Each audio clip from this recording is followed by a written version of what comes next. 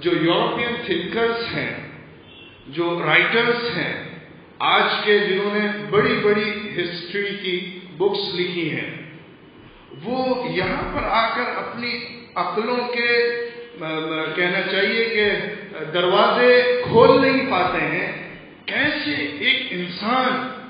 دنیا کے اندر اتنا بڑا انقلاب پیدا کر سکتا ہے؟ یہ کیسے ایک انسان کی بات ہے کہ وہ سوسائٹی کے ہر ڈپارٹمنٹ میں اور سسٹم آف لائف میں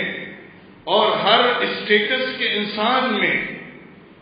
ہر سماجی اور سوشل فیلڈ میں ایک انسان کیسے اس قدر مؤثر اور طاقتور ایک انقلاب اور ایک ریولوشن پیدا کر سکتا ہے. میں ایک مثال دوں.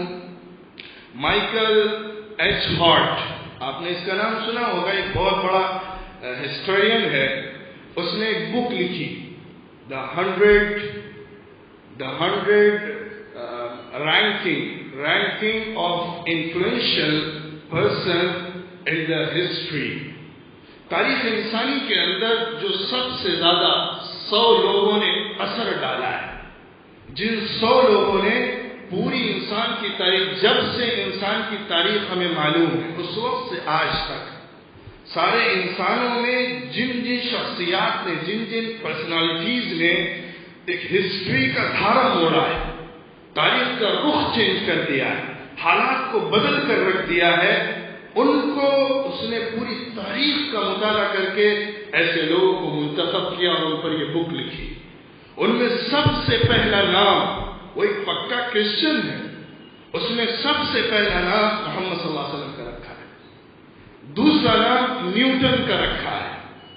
تیسرا نام اس نے عیسیٰ علیہ السلام کا رکھا ہے. وہ کرسچن ہے، پکا کرسچن ہے، لیکن اس نے ایک ہسٹورین کے ویو سے، نقطۂ نظر سے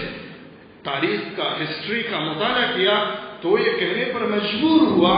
کہ رینکنگ کے اندر اگر سب سے پہلا نام کسی کا انسان کی تاریخ میں لیا جا سکتا ہے تو محمد صلی اللہ علیہ وسلم ہے. وہ یہ کہتا ہے، ایک سوال کرتا ہے کہ لوگ پوچھیں گے کہ محمد کا نام سب سے پہلے کیوں آیا،